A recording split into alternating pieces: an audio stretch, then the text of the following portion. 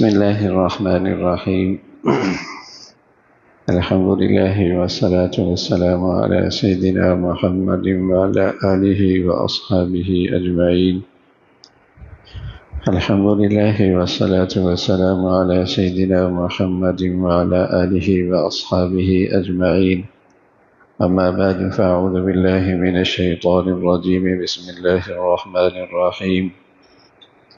والذين آمنوا أشد حبا لله. وقال الله تعالى: قل إن كان آباؤكم وأبناؤكم وإخوانكم وأزواجكم وعشيرتكم وأموال اقترفتموها وتجارة تخشون كسادها ومساكن ترضونها أحب إليكم من الله ورسوله وجهاد في سبيله فتربصوا حتى يأتي الله بأمره والله لا يهدي القوم الفاسقين. صدق الله العظيم. اللهم صل على سيدنا محمد وعلى آل سيدنا محمد وبارك وسلم. اللهم صل على سيدنا محمد النبي الأمي وعلى آله وأصحابه وسلم. میرے معزز مسلمان بزرگوں، عزیز بھائیوں، اللہ تعالیٰ کا ارشاد ہے کہ ایمان والے اللہ تعالیٰ سے قوی محبت رکھتے ہیں. والذین آمنوا اشد حبا للہ. ایمان والے اللہ تعالیٰ سے قوی محبت رکھتے ہیں.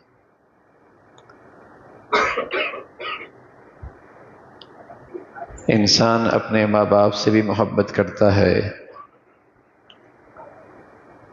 اپنی اولاد سے بھی محبت رکھتا ہے، میاں بیوی کی بھی آپس میں محبتیں ہوتی ہیں. آدمی کو مال سے بھی ایک تعلق اور محبت ہوتی ہے. اپنا معاش، اپنی معیشت، اس سے بھی ایک تعلق ہوتا ہے. اپنے گھر سے بھی ایک دلی لگاؤ ہوتا ہے، محبت ہوتی ہے.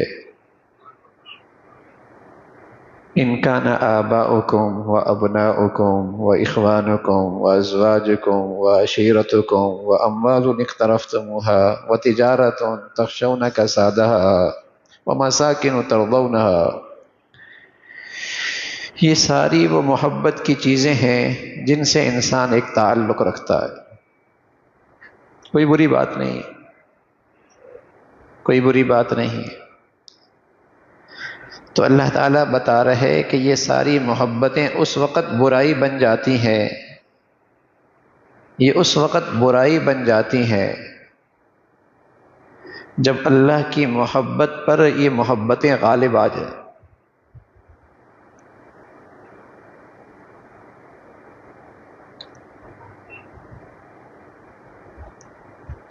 مال سے محبت، گھر سے تعلق، میاں بیوی کے تعلق، میاں بیوی سے محبت، اولاد سے محبت، ماں باپ سے تعلق، محبت، یہ ساری محبتیں اچھی ہیں. لیکن جب یہ اللہ کی محبت پر غالب آ جائے پھر یہ برائی بن جاتی ہے.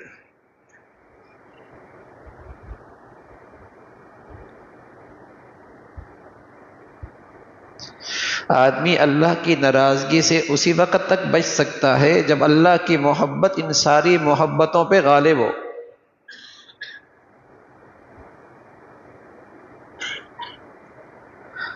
آدمی اللہ کی نافرمانی اور ناراضگی سے اسی وقت تک محفوظ رہ سکتا ہے جب اللہ کی محبت ان ساری محبتوں پہ غالب ہو.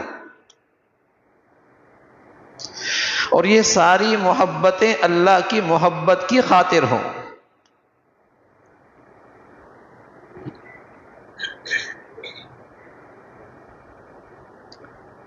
فرمایا مومن کی شان تو یہی ہے کہ وہ سب سے قوی محبت اللہ تعالی سے رکھتا ہے.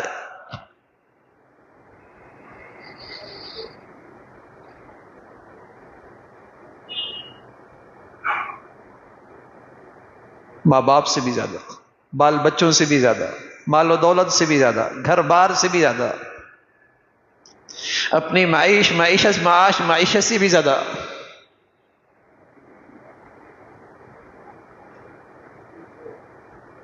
اس کے ہاں اللہ کی محبت سب سے بالا تر ہے. یہی راستہ ہے اللہ کی رحمت میں آنے کا.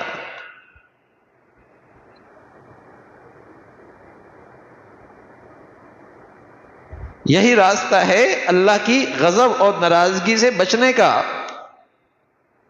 اللہ کی محبت سب سے زیادہ. فرمایا اگر ایسا نہیں کرو گے تو پھر اللہ کی ناراضگی کے لیے تیار ہو جاؤ. کوئی کوڑا برس سکتا ہے، کوئی سزا آ سکتی ہے، کوئی عذاب مصیبت بن کے آ سکتی ہے. فتربصوا عند ذلك، پھر انتظار کرو. فتربصوا حتى يأتي الله بأمره.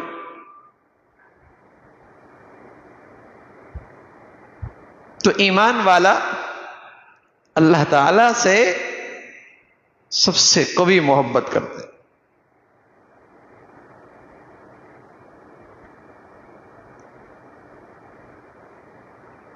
حضرت ابراہیم علیہ السلام کی پوری زندگی اسی محبت کی تصویر ہے.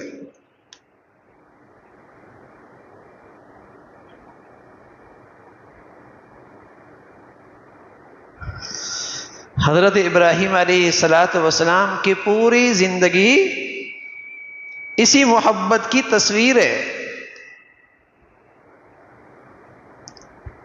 یہ ایام حج اور یہ حج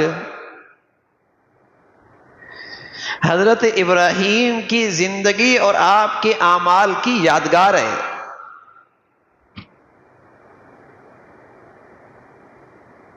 یہ ایام حج جو ہے، یہ حج جو ہے، یہ حضرت ابراہیم کی زندگی اور ان کے اعمال و صفات کی یادگار ہے.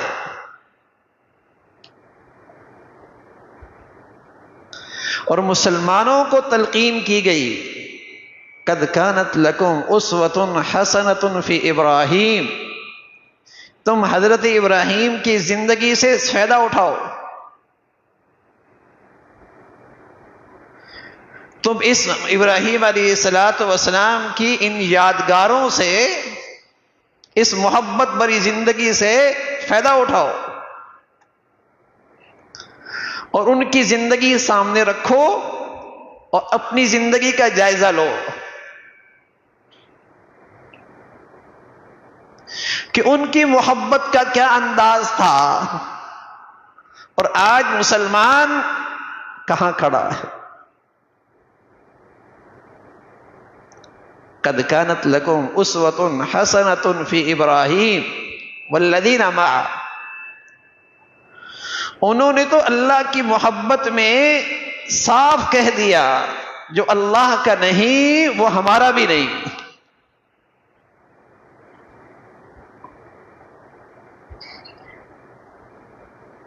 اذ قال ابراہیم لابیہ، انہوں نے اپنوں سے کہہ دیا، خونی رشتوں سے کہہ دیا جو اللہ کا نہ رہے گا وہ ہمارا بھی نہیں رہے گا.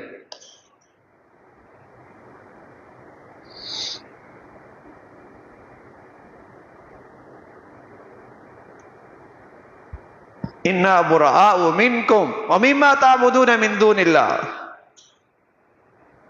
اگر تم اللہ کے نہیں تو پھر تم ہمارے نہیں، ہم تمہارے نہیں.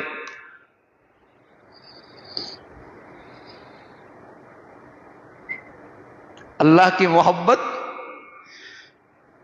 ان سارے رشتوں پہ غالب ہے.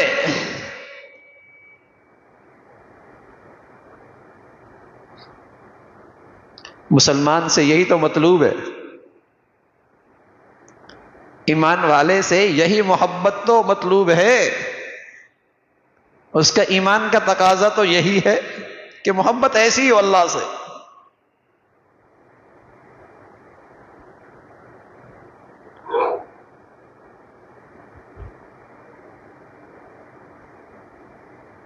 ایسی محبت. اللہ کی شان ایک غزوے میں حضرت ابو بکر رضی اللہ تعالیٰ عنہ پیارے نبی کے سپاہی ہیں،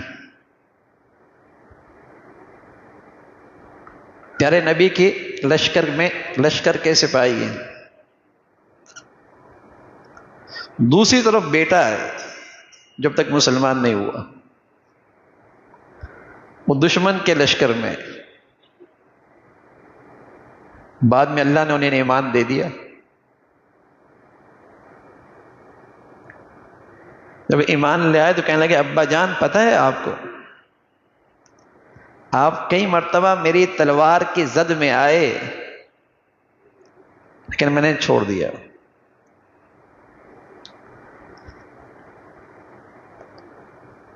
سارے ایمان والوں کے امام، اس امت کے سب سے بڑے ایمان والے، اس امت کے حضرت صدیق اکبر رضی اللہ تعالیٰ، اور آپ کی نرم دلی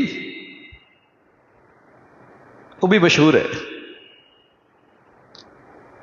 آپ کی نرم دلی، رحم دلی بھی بڑی مشہور ہے۔ کہنے لگے بیٹے تو اس وقت دشمن کی صف میں تھا، اگر تو میری تلوار کے زد میں آتا تو تیری گردن بچ کے نہ جاتی، اس لیے کہ معاملہ اللہ کی محبت کا تھا۔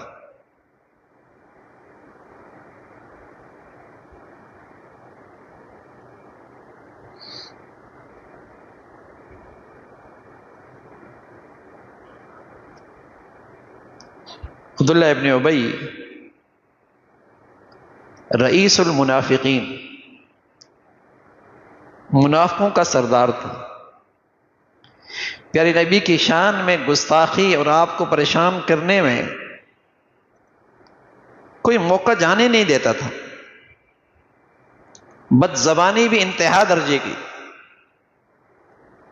ایک دن کہنے لگا کہ جو لوگ آئے ہیں مکہ سے کم تر لوگ، ہم انہیں رسوا کر کے یہاں سے نکال دیں گے، لَيُخْرِجَنَّ الْأَعَزُّ مِنْ الْأَذَلِّ، ہم عزت دار لوگ ہیں، انہیں یہاں سے نکال دیں گے، کم تر لوگ ہیں۔ یہ آپ کے بیٹے نے سن لی بات، جو مخلص ایمان والا تھا،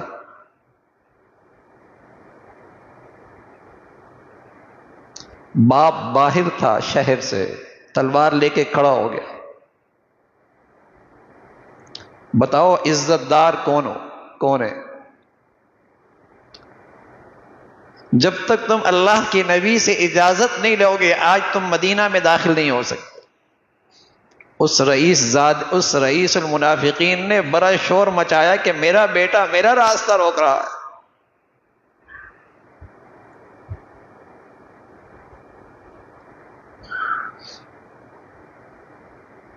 اللہ کے نبی صلی اللہ علیہ وسلم نے اجازت دی تو وہ آیا۔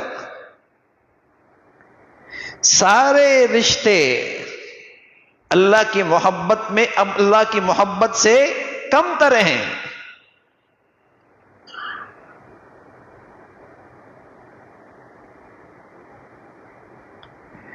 تو یہ ایام حج، یہ حج کی زندگی، یہ حضرت ابراہیم علیہ السلام کی اس محبت بھری زندگی، اس کی یادگار ہے کہ حضرت ابراہیم نے اللہ سے جو محبت کی تھی، قدم قدم پہ ان ایام میں وہ مظاہرے نظر آتے ہیں، وہ شعار نظر آتے ہیں، وہ اعمال نظر آتے ہیں کہ اللہ کی محبت میں کیا کچھ کیا ہے۔ اور اہل ایمان کو نصیحت ہے تم ان کی زندگی سے سبق لو،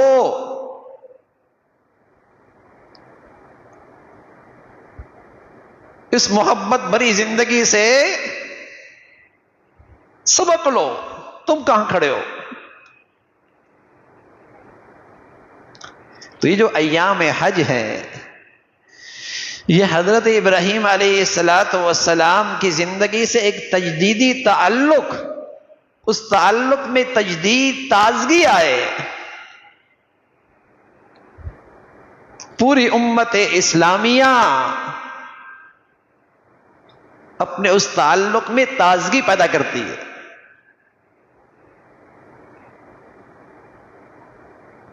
تازگی آتی ہے ابراہیم علیہ السلام کی زندگی سے.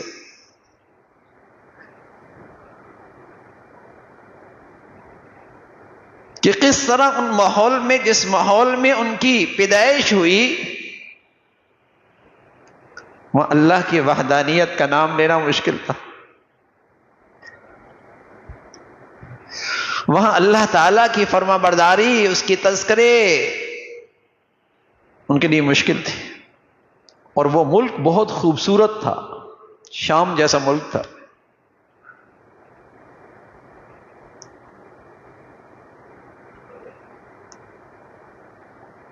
لیکن آپ نے اس وطن کو اللہ کی محبت میں قربان کر دیا اور ڈیرے لگائے ایک ایسی وادی میں جہاں سوائے سوکھے پہاڑ کے اور کچھ نہیں. اپنی اہلیہ کو لیا، اپنے چھوٹے سے معصوم بچے کو لیا اور اس وادی میں جا کے بیٹھ گئے. وادن غیر ذی زرع،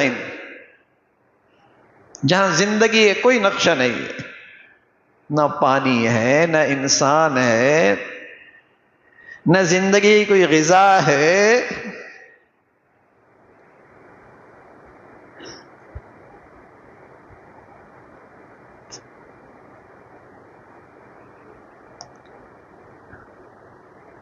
حضرت ابراہیم علیہ السلام کی زندگی میں تمہارے لیے نمونہ ہے، نمونہ، کہ جیسے وہ ذات اپنی وحدانیت میں اکیلا ہے، ایسی وہ ذات رزاقیت میں بھی اکیلا ہے. رزق دینے پہ آئے کوئی نہیں روک سکتا. رزاق وہ ہے.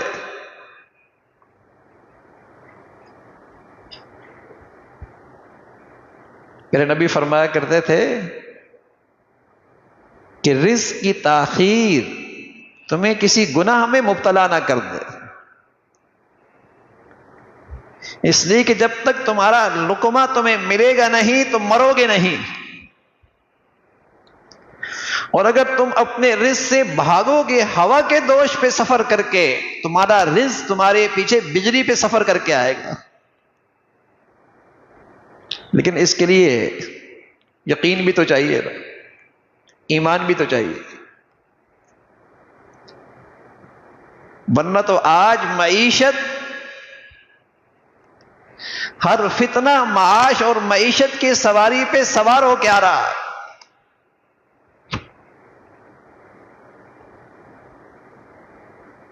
سب سے بڑا مسئلہ زندگی کا معاش ہے، اور اس بڑے مسئلے کے لیے مسلمان اپنی آزادی بھی دیتا ہے قومی لحاظ سے، اور انفرادی لحاظ سے اپنا ایمان بھی دیتا ہے. یہ سب سے بڑا مسئلہ ہے.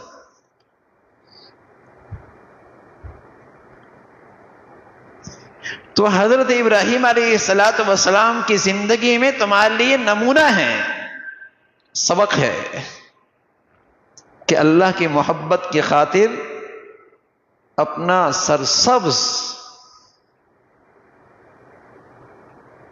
ملک اس سے ہجرت کر رہے، اور ایک معصوم سا بچہ اہلیہ حضرت ہاجرہ انہیں ساتھ لے کے چلے.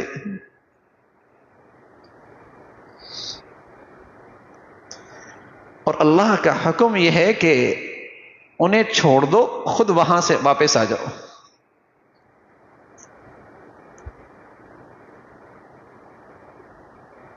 اور حکم تھا کہ بولنا نہیں.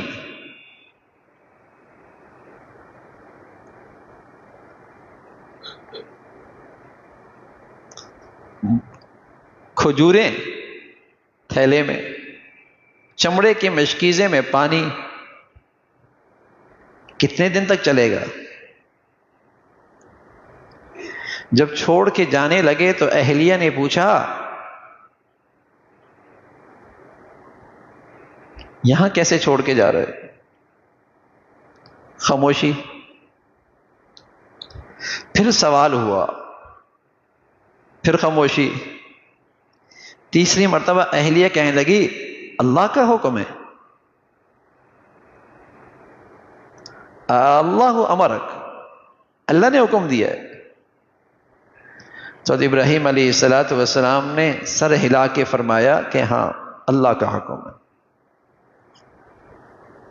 خاتون بھی ایسی ایمان والی، ایسی اللہ پہ اعتماد، ایسی اللہ پہ بھروسہ، ایسی اللہ کی قدرت پہ یقین،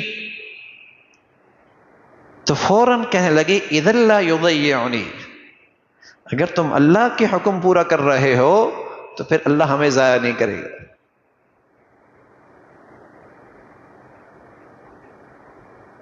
نہ کوئی زندگی کی حفاظت کا نقشہ، کالے پہاڑ ہیں، نہ پانی ہے، نہ زندگی کی کوئی غذا ہے، نہ انسان نام کی وہاں کوئی چیز ہے.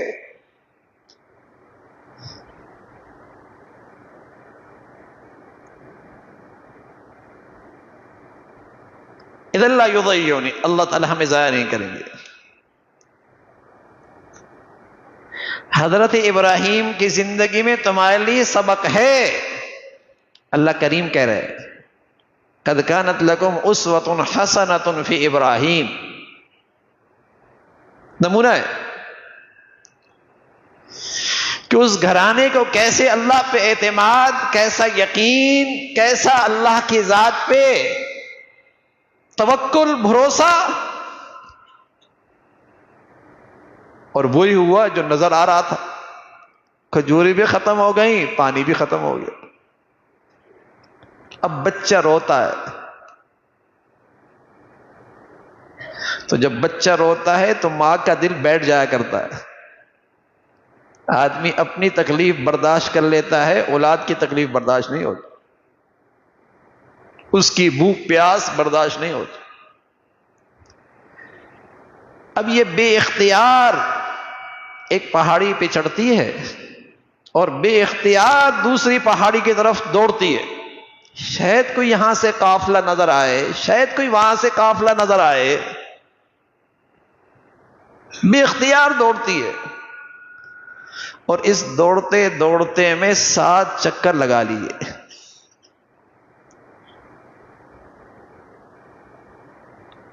وہ تو دوڑی بے اختیار. اب اللہ میاں نے ان کا دوڑ اتنا پسند آیا، فرمایا اب دوڑنا ہوگا اختیار کے ساتھ، اور جب تک نہیں دوڑو گے تمہارا حج بھی قبول نہیں ہوگا.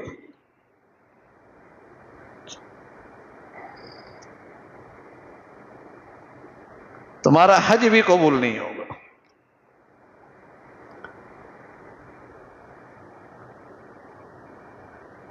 آدمی روزہ رکھے نا، کچھ بات عقل میں بھی آتی ہے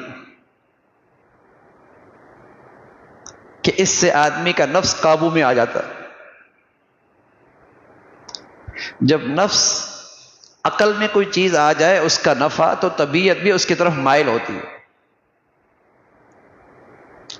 آدمی زکوٰۃ دیتا ہے نا تو اس کی عقل میں بھی آتی ہے رحم دلی، شفقت، لوگوں کی خیر خواہی.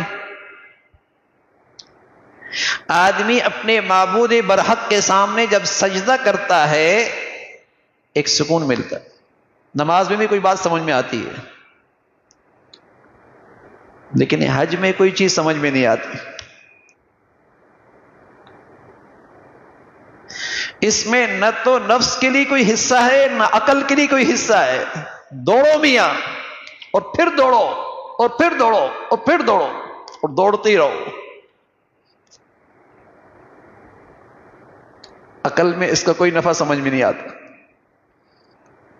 اس میں عقل کا کوئی حصہ نہیں.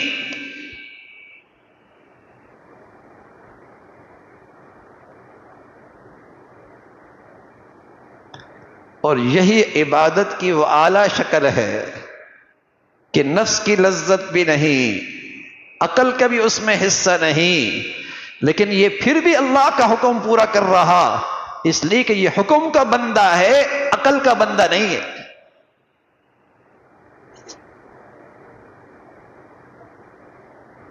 یہ حکم کا بندہ ہے، عقل کا بندہ نہیں ہے کہ عقل میں آئے گا تو کرے گا، اس کی عقل کے پیمانے پہ اس کا نفع نقصان سمجھ میں آئے گا تو آگے بڑھے گا، نہ یہ تو حکم کا بندہ ہے، عقل کا بندہ نہیں ہے۔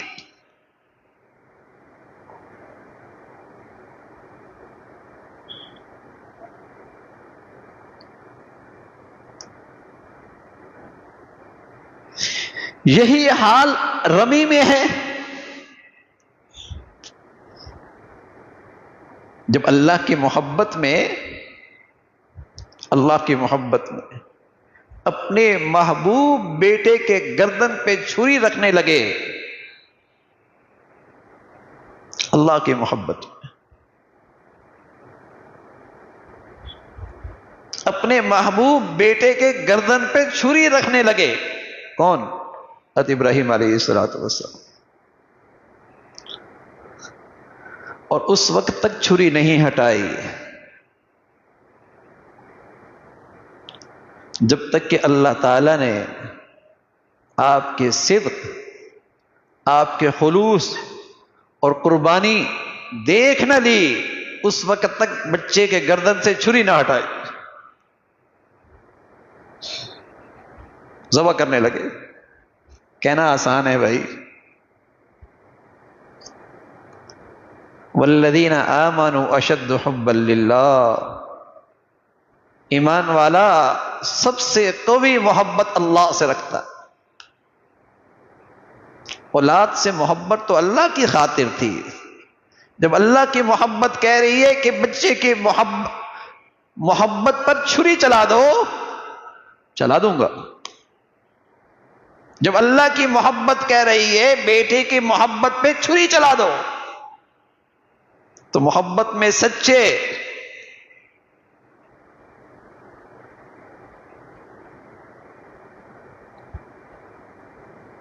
تیار ہو گئے۔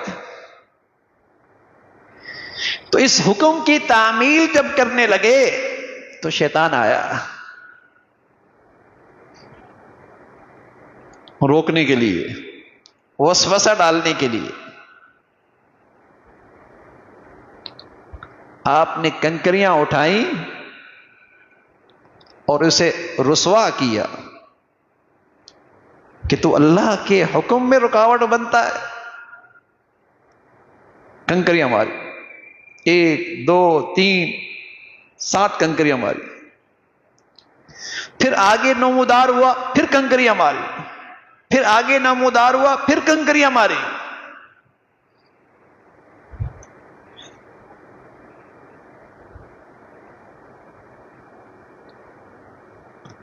آج تو وہاں شیطان نہیں ہے،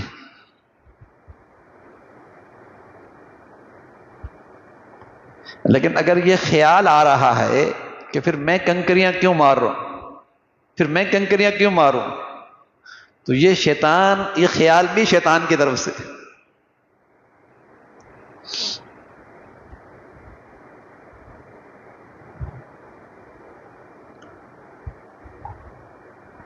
آج تو وہاں شیطان نہیں ہے، پھر کنکریاں مار رہا۔ اگر یہ خیال بھی آ جائے کہ ان کنکریوں کو کیا فائدہ، کیوں ماروں، تو یہ خیال بھی شیطان کی طرف سے۔ اس لیے کہ شیطان اسی وقت اسی حکم سے بہت زیادہ تکلیف اور رسوا ہوتا ہے جس میں نفس کا حصہ بھی نہ ہو، عقل کا حصہ بھی نہ ہو، اور وہاں صرف اطاعت کی جائے اللہ کی خاطر۔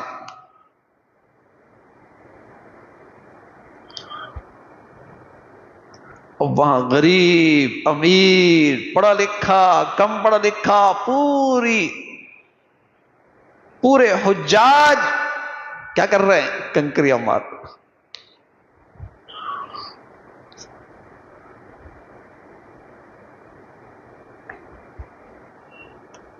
3 دن کام ہی ایک ہے، کنکریاں مارنا ہے۔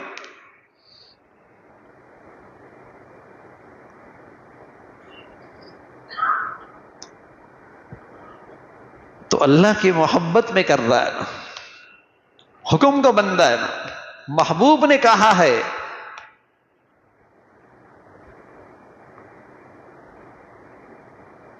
نفس کو لذت ملے نہ ملے، عقل کو سمجھ میں آئے نہ آئے،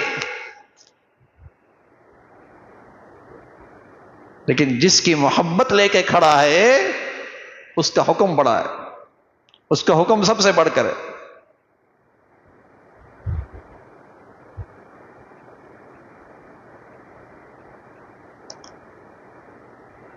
اب یہ خاتون دوڑتی ہیں، جب مروہ پہ پہنچتی ہیں 7ویں مرتبہ، تو اس معصوم بچے کے پاس کچھ حرکت نظر آتی ہے،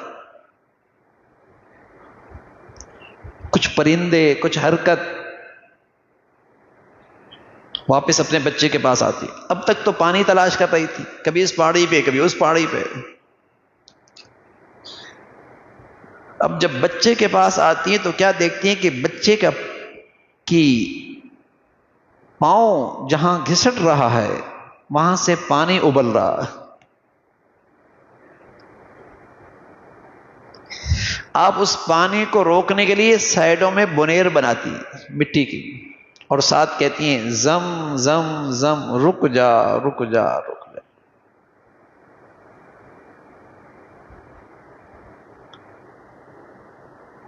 اس عورت کا اللہ کی ذات پہ یقین اور بھروسہ ایسا کہ آج ساری دنیا وہاں سے سیراب ہو رہی ہے، پانی مسلسل جاری ہے۔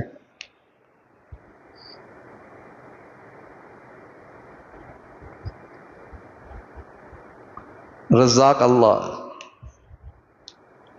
رزاق اللہ۔ اور آج پوری دنیا وہاں جاتی ہے، اور صرف پوری دنیا نہیں جاتی، ساری دنیا کا رزق بھی وہاں پہنچتا ہے۔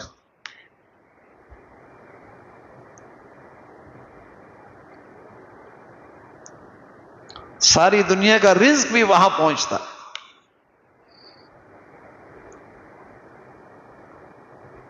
رزاق اللہ۔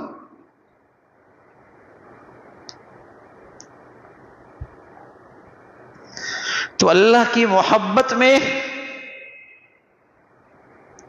اپنا وطن چھوڑا، اپنے بچوں کو چھوڑا، اور اللہ کی شان جب یہ بچہ اس سے انس بڑھ گیا، محبت بڑھ گئی، انگلی پکڑ کے چلنے لگا۔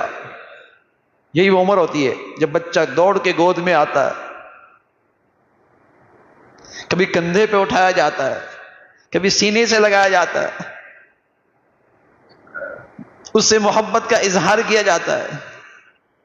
اب اللہ کی طرف سے اشارہ ملا، اس کو میری محبت پہ اپنے اس محبوب کو قربان کر دو۔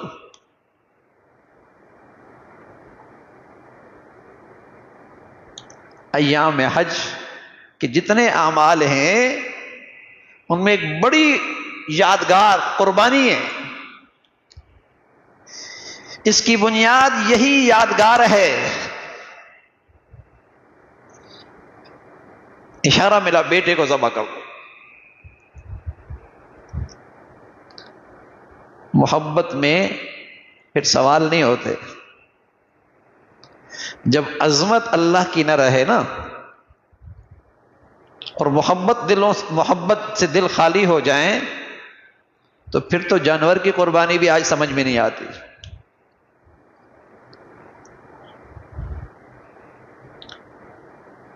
پھر آج جانور کی قربانی بھی سمجھ میں نہیں آتی کہ اتنا معاشی نقصان، اتنا پیسے کا ضیاع، اتنا خون بہا کر نسل کشی، نہ جانے کیا کچھ۔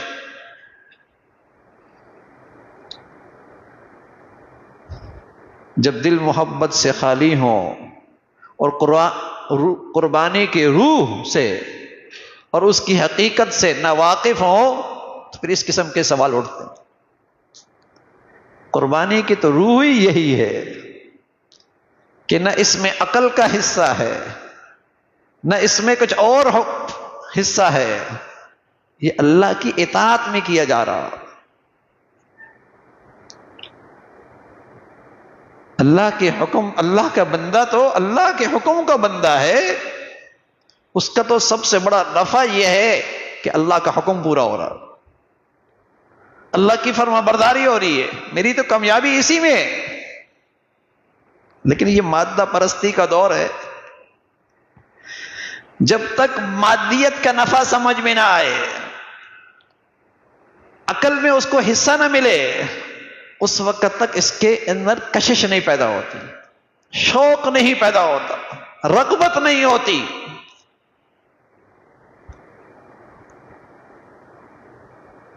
ذبح کرنے کے لیے تیار ہو۔ تو اللہ کی محبت اولاد کی محبت سے بالا تر، اللہ کی محبت۔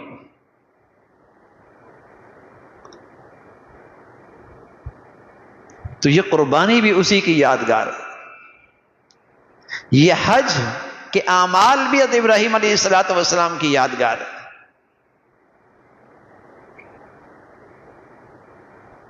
کچھ مسلمان تو حج میں تشریف لے جاتے ہیں، لیکن کچھ مسلمان حج پہ نہیں جا پاتے۔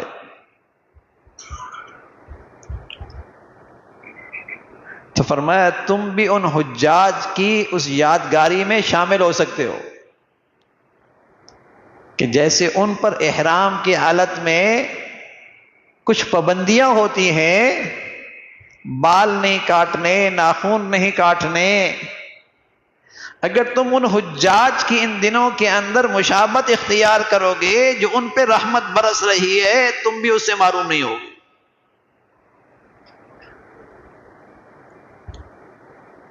کہ یکم ذی الحجہ سے پہلے اپنے جسم کی صفائی کر لی، اعضاء اپنے ناخن وغیرہ کاٹ لیے، اور پھر قربانی کا انتظار کیا، جیسے حاجی کرتا ہے۔ قربانی کے بعد پھر وہ اپنے بال منڈاتا ہے اور اپنے ناخن وغیرہ کاٹتا ہے۔ تو اطراف میں عالم میں رہنے والا مسلمان جو نہیں جا پایا، وہ بھی اللہ کی رحمت سے محروم نہیں ہوگا۔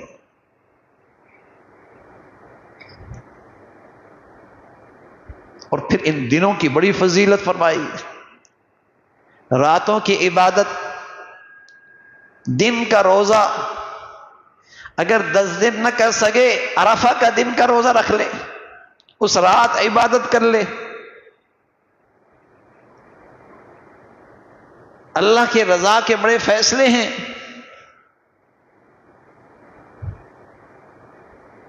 اور اگر زیادہ نہیں بھی کر پاتا تو کم از کم ان دنوں کے اندر عشاء کی نماز جماعت سے، فجر کی نماز جماعت سے، تو تب بھی رات کی عبادت کا کچھ حصہ مل جائے گا۔ اور دن کم از کم اس درجے کے گزار لے کہ ان دنوں کے اندر اللہ کی نافرمانی نہ ہو، تب بھی ان دنوں کی برکتوں سے محروم نہیں ہو۔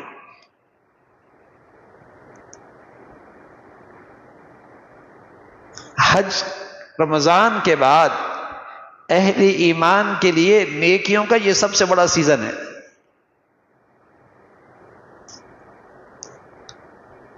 اہل اسلام کے لیے رمضان کے بعد عبادات کا سب سے بڑا سیزن ہے۔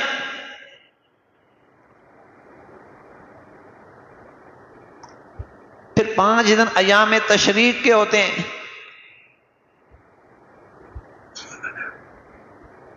کہ ان 5 دنوں کے اندر ہر نماز کے بعد اللہ اکبر اللہ اکبر لا الہ الا اللہ واللہ اکبر اللہ اکبر وللہ الحمد، بآواز بلند اس کو پڑھنا، اللہ کی بڑائی، اللہ کی عظمت کا ترانہ، خواتین آہستہ آواز میں۔ تو یہ نیکیوں کا خاص موسم ہے۔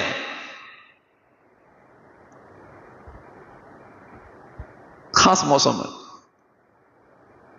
اور پھر قربانی اس کی روح کے استحضار کے ساتھ ہو کہ اے اللہ، آپ نے ہم سے آج جانور کی قربانی مانگی ہے، ہم آپ کی محبت میں ہر قربانی کے لیے تیار ہیں۔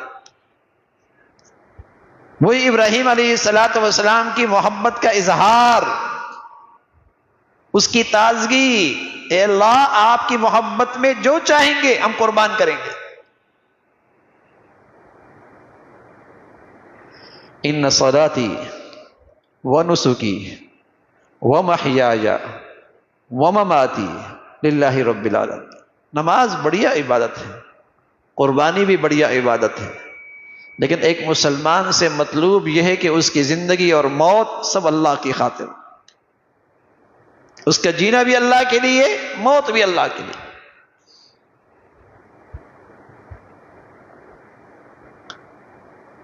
ہر چیز اللہ کے لیے ہو۔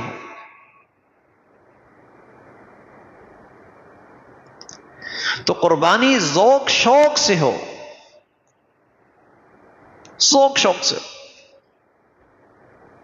اور اس روح کے استحضار کے ساتھ ابراہیم علیہ السلام کی وہ یادگار آنکھوں کے سامنے رہے کہ کیسے اپنے بیٹے کے گردن پہ چھری رکھی ہے، اور یہ سب کچھ اللہ کی محبت میں کیا۔ اللہ ہمیں اس محبت کا کچھ حصہ نصیب فرما دے، ہاں؟ وہ محبت، اللہ تعالیٰ کو گوشت کی تو ضرورت نہیں ہے نا، خون کی بھی ضرورت نہیں، وہ تو اللہ تعالیٰ آپ کے دل کا یہ جذبہ دیکھتے ہیں نا۔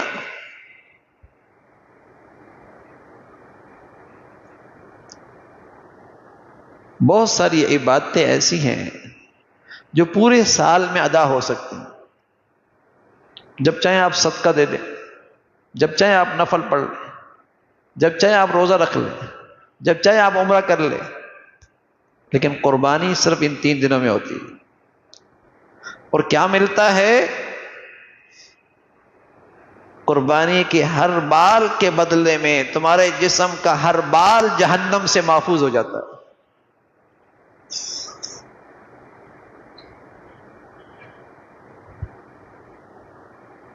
ہر بال کے بدلے میں تمہیں اجر و ثواب ملے گا، اور تمہارے لیے وہ بال تمہارے لیے جہنم سے بچنے کا فدیہ بنے گا۔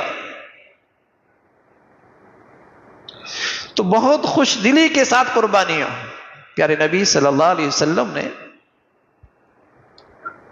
جب حج فرمایا تو حج کی تو ایک قربانی ہوتی، ایک قربانی ہوتی، اگر ساتھ ملا کر حج کیا، حج تمتع یا حج قران، تو ایک قربانی، اور وہ حج کی قربانی۔ آپ علیہ السلام 63 اونٹ ساتھ لائے مدینہ سے، 37 اونٹ حضرت علی لے کے آئے یمن سے،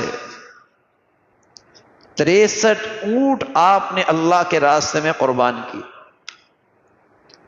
اور باقی 37 حضرت علی نے قربان کیے۔ آپ نے 100 اونٹوں کی قربانی فرمائی، اور علی فرمایا کرتے تھے اللہ کے نبی صلی اللہ علیہ وسلم مجھے نصیحت کر کے گئے کہ ہمیشہ میری طرف سے قربانی کرتے رہنا۔ تو جب اللہ تعالیٰ خوشحالی دے تو ایک تو وہ قربانی ہے جو واجب ہے، جو صاحب حیثیت ہے، جس پہ صدقہ فطر واجب ہے، اور بالغ ہے، اور مسلمان ہے، اور مقیم ہے، اس پہ واجب ہے۔ لیکن ایک سعادت کی بات ہے کہ میرے بچے ہیں جو نابالغ ہیں، کیوں نہ ہو کہ یہ دولت انہیں بھی نصیب ہو جائے، میں ان کی طرف سے بھی قربانی کر دوں۔ اتنا اجر و ثواب ہے، کیوں نہ ہو میں اپنے والدین جو دنیا سے جا چکے ان کی طرف سے نفلی قربانی کر دوں، اور کیوں نہ ہو پیارے نبی صلی اللہ علیہ وسلم کی طرف سے قربانی کروں، اور کیوں نہ ہو میں خلفائے راشدین کی طرف سے ایک قربانی کر دوں۔ نفلی قربانی میں آپ پوری امت کی بھی نیت کر سکتے ہیں۔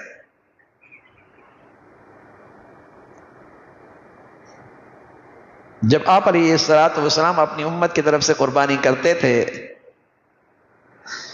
تو احسان شناسی اور پیارے نبی کا حق ہے نا کہ اگر اللہ تعالیٰ خوشحالی دے پھر قربانی کریں اور خوش دلی سے کریں اور اپنی خوش نصیبی سمجھیں کہ اللہ نے مجھے اس قابل بنایا اور مجھے توفیق دی کہ میں قربانی کر رہا ہوں.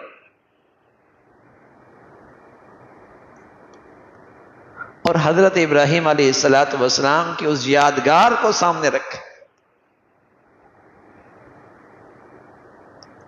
اس قربانی کی روح وہی ہے کہ اللہ آپ کی محبت ہر محبت سے بالا تر، آپ جس محبت کی قربانی چاہیں گے آپ کی محبت کی خاطر دے دیں گے. اس لیے مسلمان جب قربانی کرتا ہے تو بہت ساری پسندیدہ لیکن ناجائز خواہشات، جذبات، ان کی بھی قربانی کر رہا ہوتا ہے. اللہ آپ کی محبت میں ہر یہ ناجائز محبت قربان، ہر یہ ناجائز خواہش قربان، ہر یہ غلط جذبہ قربان تیری محبت کی خاطر. یہی ایمان کا حق ہے، یہی ایمان کا تقاضا ہے.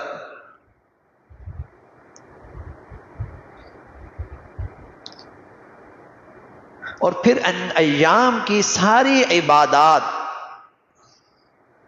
اس طرز کی ہیں جہاں قدم قدم پہ تربیت ہو رہی ہوتی ہے کہ مسلمان اللہ کے حکم کا بندہ ہے، اپنی عادت کا اور اپنی طبیعت کا بندہ نہیں، بلکہ اللہ کا حکم جو ہوگا بس یہ وہ پورا کرتا. اب دیکھیے 8، 9، 10 مکہ مکرمہ میں ایک نماز کا 1,00,000 ثواب ہے. مسجد حرام میں لیکن حاجی سے کہا نماز یہاں نہیں پڑھنی، مینا میں پڑھنی.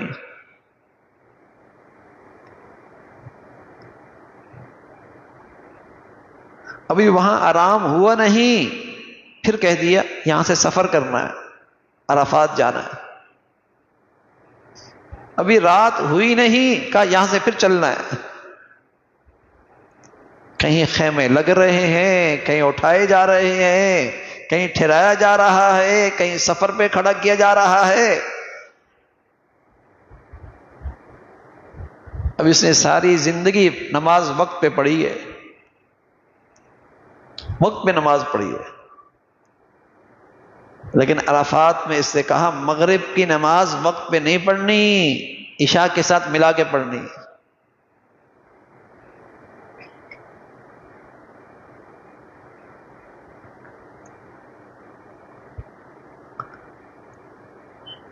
کسی چیز میں کچھ نہیں رکھا، جو کچھ رکھا ہے اللہ کے حکم میں رکھا. اب حکم یہ ہے کہ مغرب کو عشاء سے ملا لو. اب حکم یہ ہے کہ بیت اللہ میں نماز نہیں، مینا میں نماز.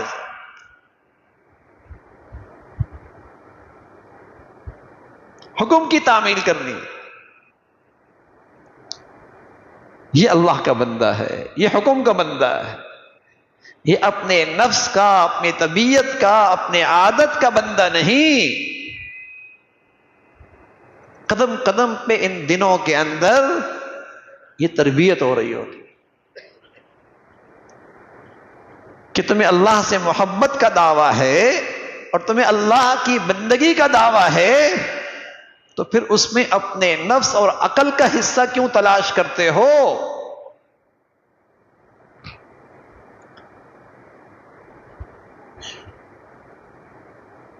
تمہیں اللہ کی بندگی کا دعویٰ ہے، تم اللہ کے بندے ہو، پھر اس کی بندگی میں اپنے نفس، اپنی طبیعت، اپنا عقل کا حصہ کیوں تلاش کرتے ہو؟ پھر اللہ کے بندے بن کے رہو نا، اس کے حکم کے بندے بن کے رہو. تو یہ ساری زندگی، یہ سارے ان دنوں کے اعمال حضرت ابراہیم علیہ السلام کی اس زندگی کی یادگاریں ہیں، وہ اعمال ہیں جس میں اللہ کی محبت ہر محبت پر بالاتر نظر آتی ہے۔ اللہ کی محبت میں یہ سب کچھ کر رہے ہو۔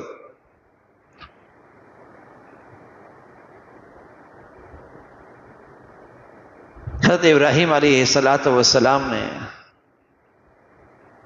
جب بیٹا جوان ہو گیا اور اس قربانی کے بعد اللہ رب العزت نے پھر ایک عظیم کام لیا باپ بیٹے سے، اور وہ عظیم کام یہ لیا کہ دونوں باپ بیٹے نے مل کر بیت اللہ کی عمارت چن لی۔ لوگ کس کا گھر بناتے ہیں، کوئی کس کا گھر بناتا ہے، کوئی کس کا دربار بناتا ہے، کوئی کس کا ایوان بناتا ہے، اور اللہ تعالیٰ نے آپ لوگ اس گھرانے کو ان کی قربانیوں کے بدولت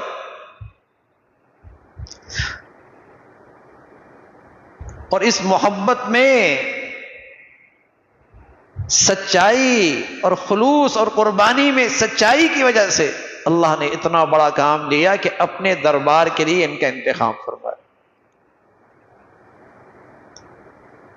اب باپ والد پتھر چن رہے اور اسماعیل علیہ السلام پتھر اٹھا اٹھا کے لا رہے، اٹھا اٹھا کے لا رہے، اور جس جگہ پر جس پتھر پہ کھڑے ہو کے آپ دیوار کو چن رہے تھے،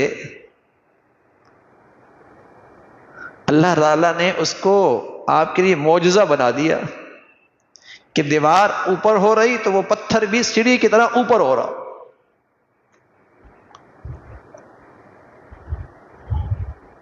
جیسے لفٹ ہوتی ہے نا، اوپر جا رہی ہوتی، کبھی نیچے آ رہی ہوتی ہے،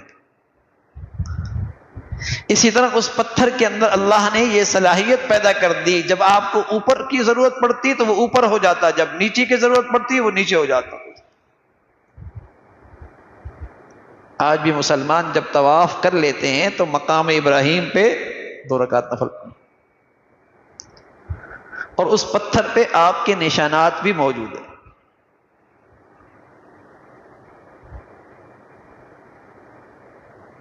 وہ بھی آپ کی یادگار ہے۔ پانی پیتا ہے پھر حاجی اور خوب پیتا ہے، یہ بھی یادگار ہے۔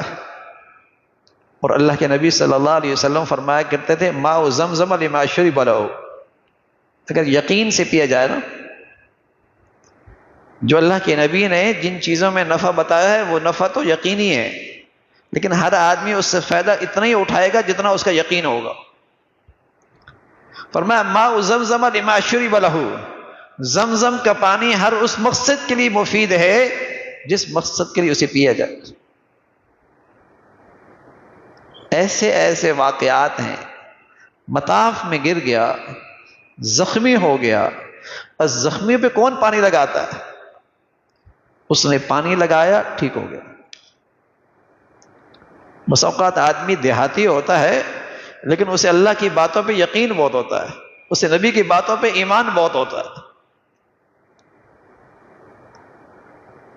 تو اگر کسی بیماری میں ہے اور اس یقین سے پی لے کہ اے اللہ تیرے نبی نے سچ کہا ہے، سچ کہا ہے کہ زمزم اس کام میں، اس چیز میں مفید ہے جس مقصد کے لیے پیا جائے، تو اس کا اثر ضرور ہو۔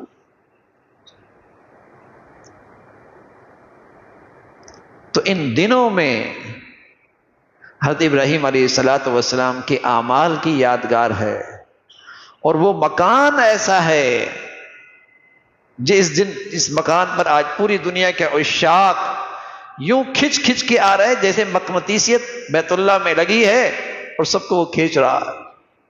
وہاں بھی قدم قدم پہ حضرت ابراہیم علیہ السلام کی یادگاریں ہیں، اور اسی کے بارے میں اللہ نے مسلمانوں سے کہا کہ حضرت ابراہیم کی زندگی میں اور اس کی وہ محبت بھری زندگی میں اور اس کی اس قربانی کی زندگی میں تمہارے لیے بہت بڑا سبق ہے۔ تم زندگی کو سامنے رکھو اور اپنی زندگی کے اس کے مطابق ڈھالو۔ اللہ تعالیٰ ہمیں وہ زندگی نصیب فرمائے، وہ سچا جذبہ نصیب فرمائے، اور اللہ تعالیٰ اپنی سچی محبت عطا فرمائے۔ وآخر دعوانا الحمدللہ رب العالمین۔ آنے والے اتوار میں بیان نہیں ہوگا، اور پھر اس کے بعد جو اگلا اتوار ہوگا اس میں بھی بیان نہیں ہوگا۔ غالباً یہ اتوار عید سے 1-2 دن پہلے ہوگا، اور وہ اگلا اتوار تقریباً عید سے 1-2 دن بعد ہوگا۔ تو ان 2 اتواروں میں بیان نہیں ہوگا، اس کے بعد انشاءاللہ تیسرے اتوار میں بیان ہوگا۔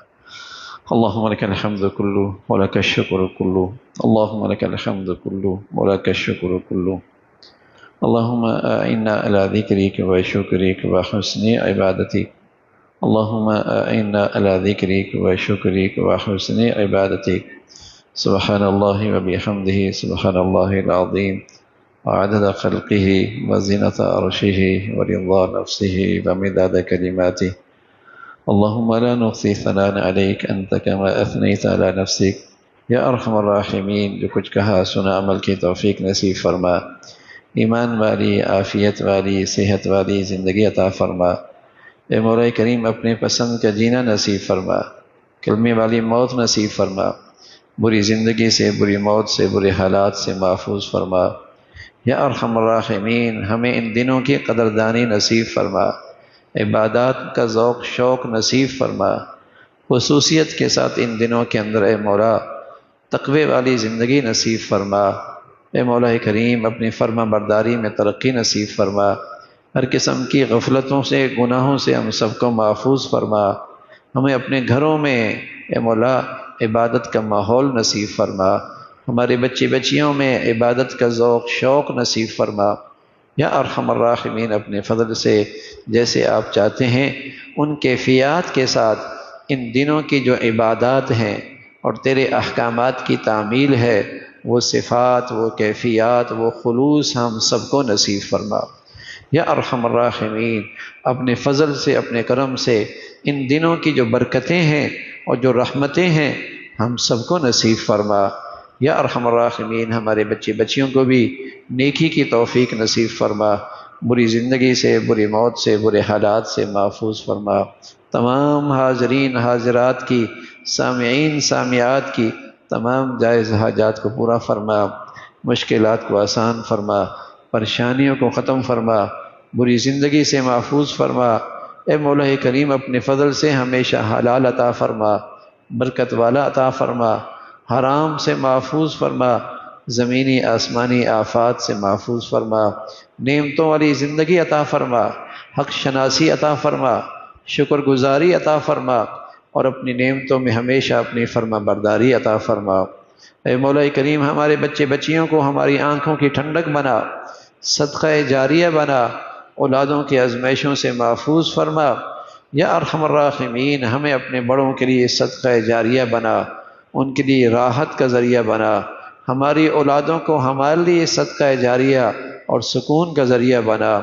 یا ارحم الراحمین، پوری امت اسلامیہ پہ رحم فرما، دنیا بھر کے مظلوم مسلمانوں کی مدد اور نصرت فرما، غزہ اور فلسطین کے مسلمانوں کی قربانیاں اے مولا کریم، ان کی قربانیاں شہادتوں کے بدولت امت میں دینی ایمانی بیداری پیدا فرما، غزہ اور فلسطین کے مسلمانوں کے لیے آسانیاں پیدا فرما۔ اے مولا، امت میں دینی ایمانی غیرت حمیت کو زندہ فرما۔ یا ارحم الراحمین، اپنے فضل سے ان غزہ کے مسلمانوں کے لیے اپنی قدرت اور نصرت کی شکلیں پیدا فرما، یہود و نصارہ اور دین دشمنوں کی ظلم و ستم سے اے مولا ان کی حفاظت فرما، ان کے شر سے امت اسلامیہ کی حفاظت فرما۔